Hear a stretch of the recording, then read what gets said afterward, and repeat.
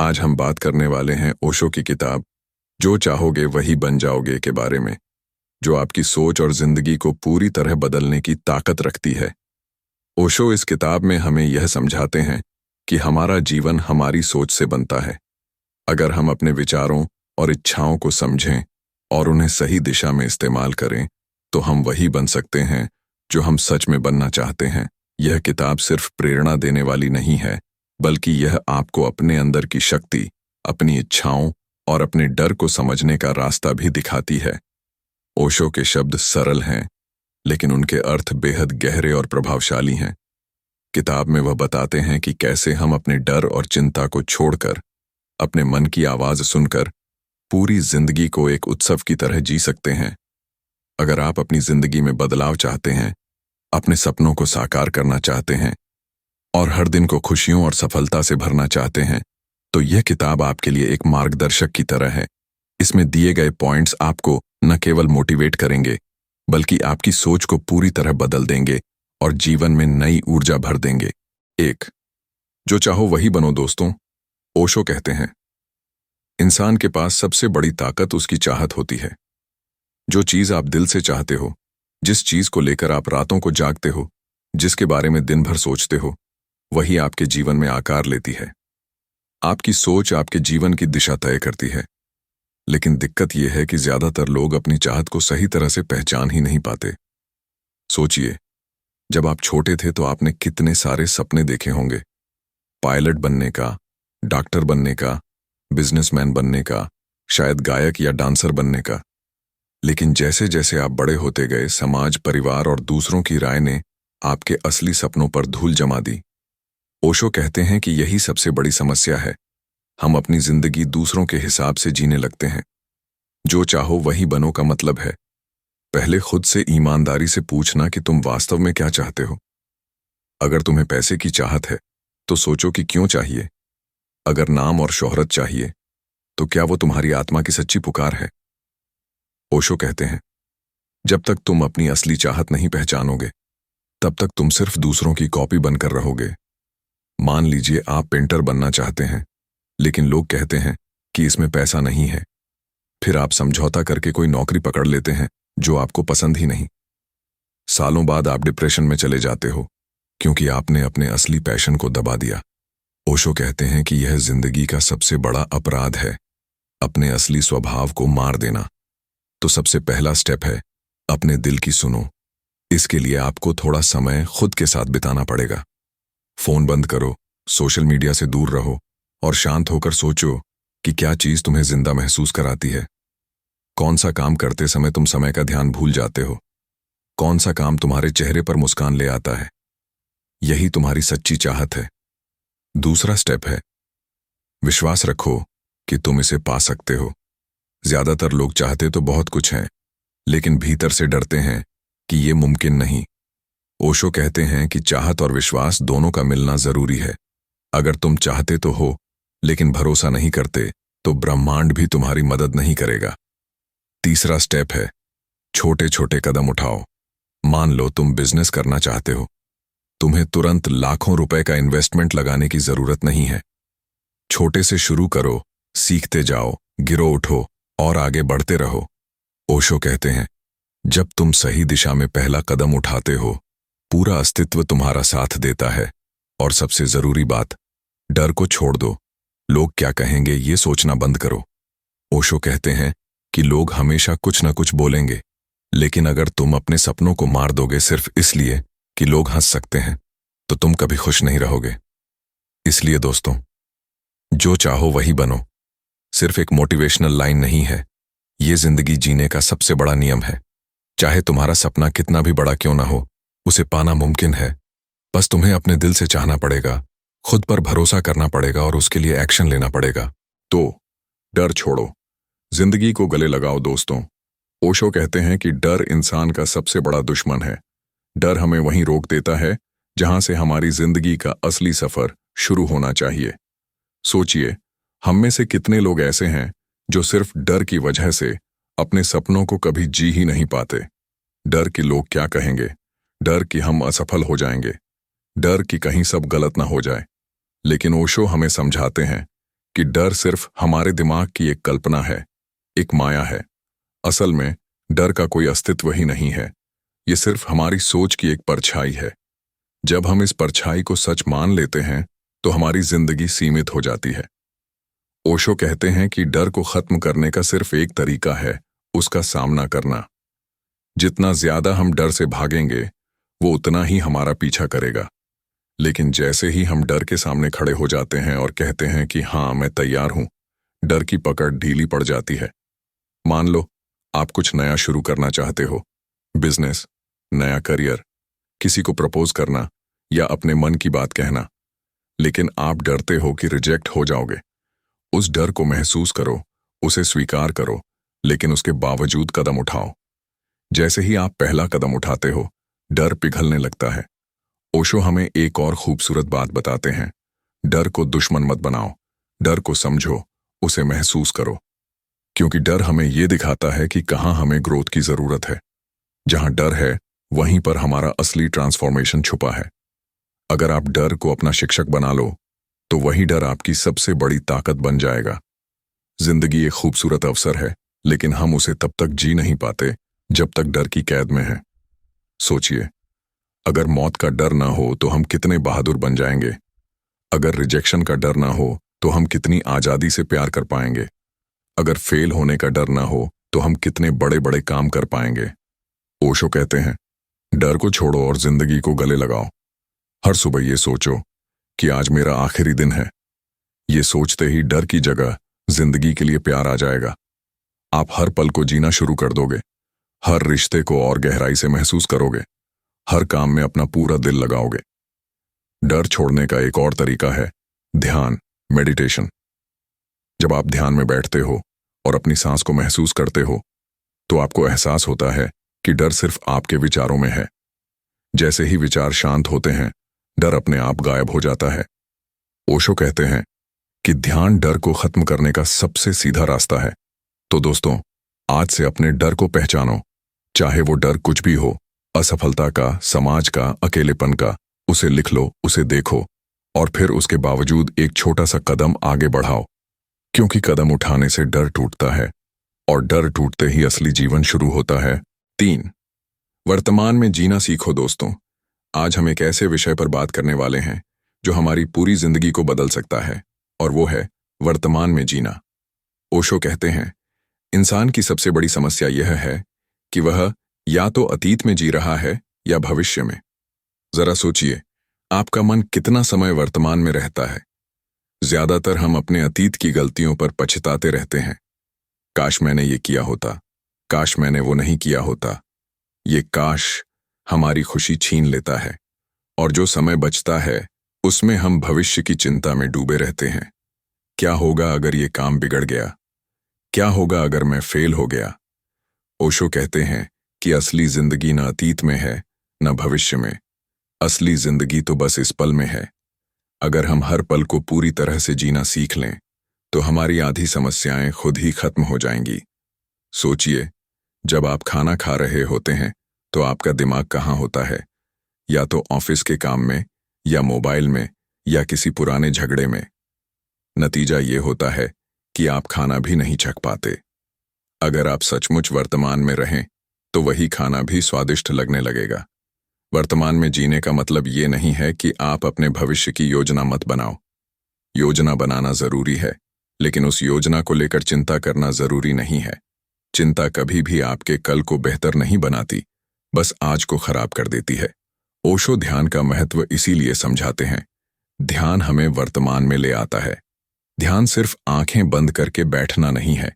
ध्यान का मतलब है पूरी सजगता से हर काम करना। जब आप चल रहे हों तो चलने पर ध्यान दें, जब खा रहे हों तो खाने पर ध्यान दें, जब किसी से बात कर रहे हों तो सिर्फ उसकी बात पर ध्यान दें। यही सच में जीना है। ओशो कहते हैं कि जब इंसान वर्तमान में जीना सीख लेता है तब उसके चेहरे पर एक अलग ही शांति आ जाती है। उसके जीवन से तनाव, गुस्सा और डर धीरे धीरे खत्म हो जाते हैं। वो व्यक्ति अब भाग दौड़ में नहीं है, वो हर पल को पूरी तरह से महसूस करता है। वर्तमान में जीने की प्रैक्टिस के लिए आप रोज 10 मिनट का समय निकाल सकते हैं। शांति से बैठिए, गहरी सांस लीजिए और बस अपने सांस लेने छोड़ने को महसूस कीजिए। कोई विचार आए तो उसे आने दीजिए, लेकिन पकड़े मत रहिए। धीरे धीरे आप देखेंगे कि आपका मन शांत होने लगा है और आप इस पल में जीने लगे हैं। एक छोटी कहानी सुनिए।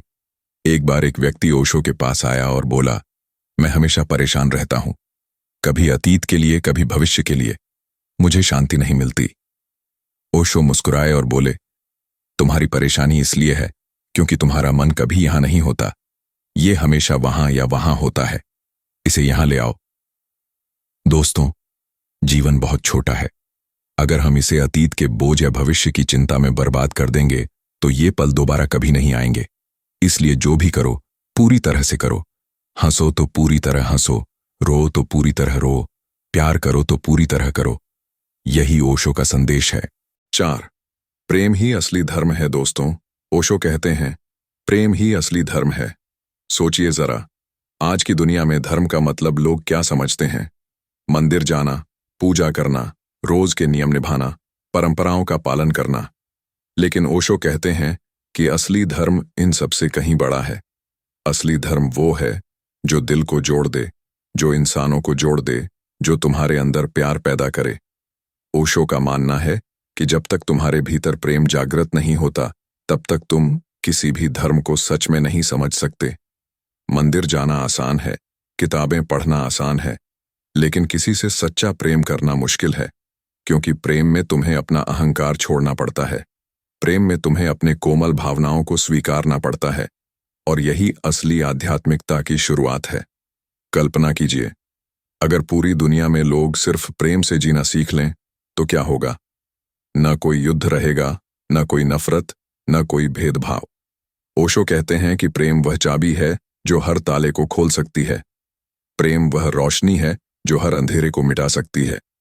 लेकिन प्रेम सिर्फ एक भावना नहीं है, यह एक स्थिति है। जब तुम ध्यान करते हो, जब तुम अपने मन को शांत करते हो, तब तुम्हारे भीतर प्रेम अपने आप खिलने लगता है। ओशो कहते हैं कि प्रेम को बाहर ढूंढने की जरूरत नहीं, प्रेम पहले से ही तुम्हारे अंदर है। तुम्हें सिर्फ अपने मन के पर्दे हटाने हैं। सोचिए, जब तुम किसी को सच्चे मन से प्यार करते हो, तब तुम उसके लिए सबसे अच्छा चाहते हो। तुम उसे चोट नहीं पहुंचाना चाहते। यही तो असली धर्म है। जब तुम्हारा दिल इतना बड़ा हो जाए कि तुम हर किसी के लिए यही भावना रखो, तो समझ लो तुमने जीवन का सबसे बड़ा सत्य जान लिया है।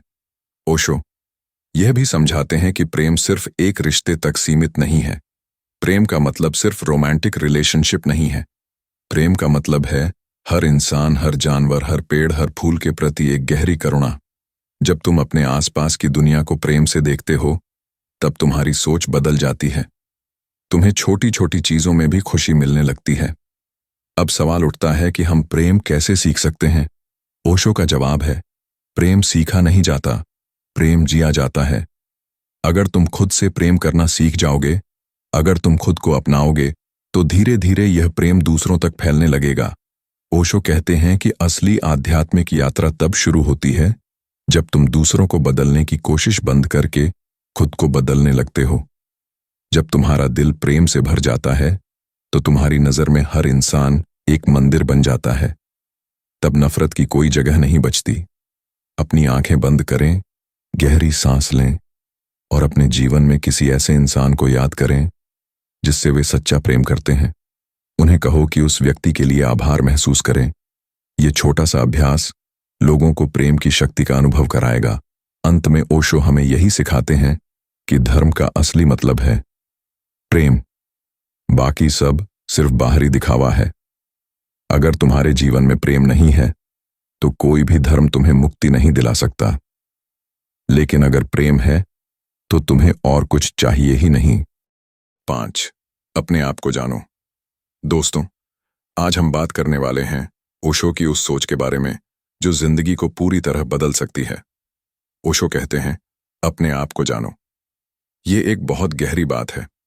सुनने में ये आसान लगती है, लेकिन असल में यही जीवन का सबसे बड़ा रहस्य है। हम में से ज्यादातर लोग पूरी जिंदगी ये सोचते हुए जीते हैं कि लोग हमारे बारे में क्या सोचते हैं, क्या कहेंगे, हमें कैसा बनना चाहिए। लेकिन कभी खुद से ये सवाल नहीं पूछते, मैं असल में कौन हूं? मेरी असली पहचान क्या है? मेरे अंदर असली इच्छा क्या है? ओशो कहते हैं कि अगर तुम खुद को जान लोगे तो सारी उलझनें खत्म हो जाएंगी। सोचिए, जब हम खुद को नहीं जानते तो हम दूसरों की नकल करते हैं, उनकी राह पर चलते हैं और फिर दुखी हो जाते हैं। हम सोचते हैं कि खुशी पैसा है, शोहरत है, लेकिन जब ये सब मिल भी जाता है तब भी खालीपन रहता है।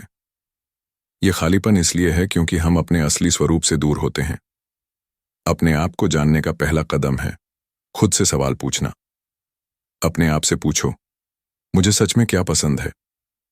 मैं किस चीज से खुश होता हूं? मैं किस बात पर गुस्सा हो जाता हूं? मुझे किससे डर लगता है और क्यों?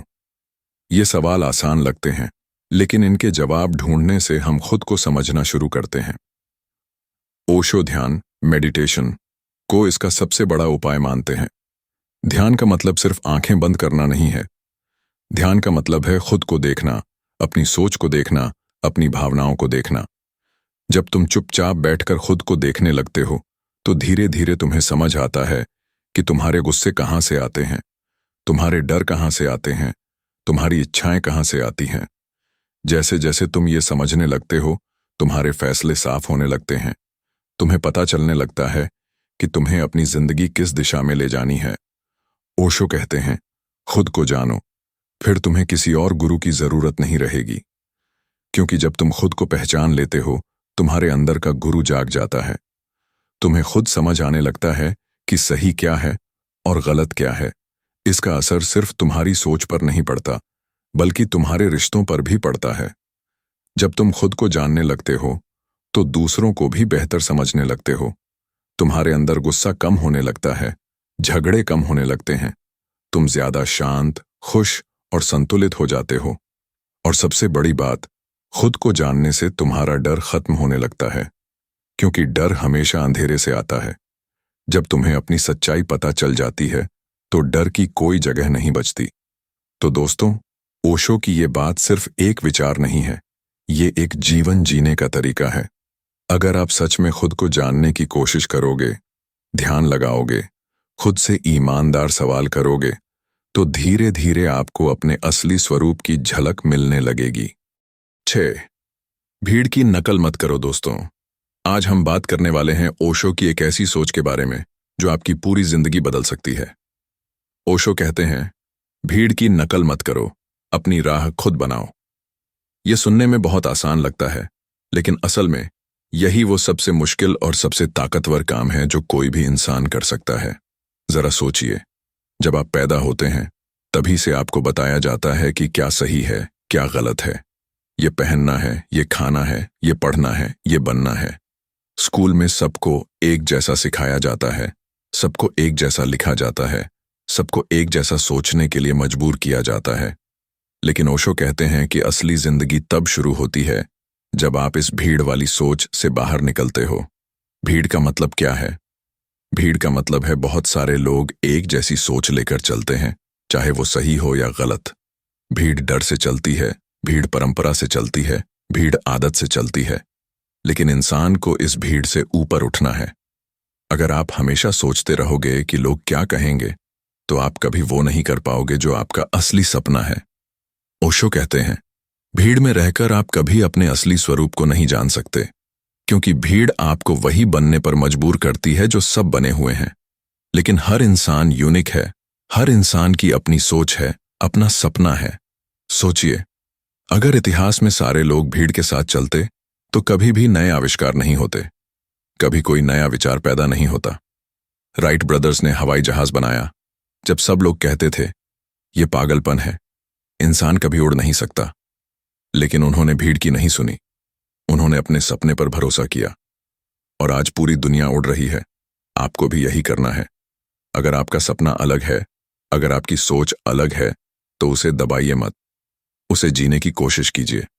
भीड़ आपको डराएगी, बोलेगी ये गलत है, ये बेवकूफ़ी है। लेकिन याद रखिए, भीड़ ने कभी कोई महान इंसान पैदा नहीं किया। महान इंसान हमेशा भीड़ से अलग खड़ा होता है। ओशो ये भी कहते हैं कि भीड़ सिर्फ आपके दिमाग पर कब्जा नहीं करती, बल्कि आपके दिल पर भी कब्जा कर लेती है। आपको लगता है कि अगर मैं भीड़ से अलग हुआ तो लोग मुझे जज करेंगे, हंसेंगे। लेकिन ये डर ही आपकी असली रुकावट है। इस डर को तोड़िए। जब आप अपनी राह चुनते हो, अपने फैसले लेते हो, तभी आप असली इंसान बनते हो। अब इसका मतलब ये नहीं है कि आप जानबूझकर उल्टा काम करने लगो। इसका मतलब है कि आप हर फैसले पर खुद सोचो, ये काम मैं क्यों कर रहा हूं? सिर्फ इसलिए कि सब कर रहे हैं, या इसलिए कि मुझे सच में करना है? जब आप खुद से ये सवाल पूछना शुरू करोगे, तभी आपकी जिंदगी बदलने लगेगी। दोस्तों, भीड़ से बाहर निकलने का सबसे बड़ा फायदा है कि आप अपनी जिंदगी के मालिक बन जाते हो। आप अपनी असली ताकत पहचानते हो। आपको ये समझ आता है कि आप कौन हो, आपको क्या चाहिए। और जब आप ये समझ जाते हो, तब आप अपने तरीके से जीना शुरू कर देते हो। यही असली आजादी है। ओशो कहते हैं, जो आदमी भीड़ के साथ चलता है वो मर जाता है बिना ये जाने कि वो कौन था। लेकिन जो आदमी अकेले अपनी राह चुनता है, वो जिंदा रहता है। तो दोस्तों, अगर आप सच में अपनी जिंदगी बदलना चाहते हो, तो आज से भीड़ की नकल करना छोड़ दो। अपनी सोच बनाओ, अपने फैसले लो। लोग चाहे हंसे चाहे रोके, आप अपनी राह पर डटे रहो। याद रखो, भीड़ में नाम खो जाता है, अकेले चलोगे तो नाम बनता है। 7. ध्यान ही समाधान है। ओशो कहते हैं कि मानव जीवन की सबसे बड़ी समस्या हमारे मन की बेचैनी है। हम अक्सर अपने अतीत के पापों, गलतियों या भविष्य की चिंताओं में फंस जाते हैं। यही बेचैनी, तनाव और असंतोष का मुख्य कारण है। ध्यान, जिसे ओशो मेडिटेशन भी कहते हैं, एक ऐसी प्रक्रिया है जो मन को शांत करने और असली खुशी का अनुभव करने में मदद करती है। ध्यान केवल बैठकर आंखें बंद करने का नाम नहीं है, बल्कि यह मन और आत्मा के बीच का पुल है। जब हम ध्यान करते हैं, हम अपने भीतर की गहरी ऊर्जा और शांति से जुड़ते हैं। ध्यान का सबसे बड़ा लाभ यह है कि यह हमें वर्तमान क्षण में जीना सिखाता है। हमारी मानसिक समस्याओं का मुख्य कारण यह है कि हम वर्तमान पल में नहीं रहते। अतीत के बारे में सोचकर पछताते हैं और भविष्य को लेकर चिंता करते हैं। ओशो बताते हैं कि जब आप ध्यान के माध्यम से अपने मन को वर्तमान में लाते हैं, तो तनाव अपने आप कम हो जाता है। धीरे धीरे आप महसूस करते हैं कि आप अपने विचारों के मालिक हैं। आपके विचार आप पर हावी नहीं हैं।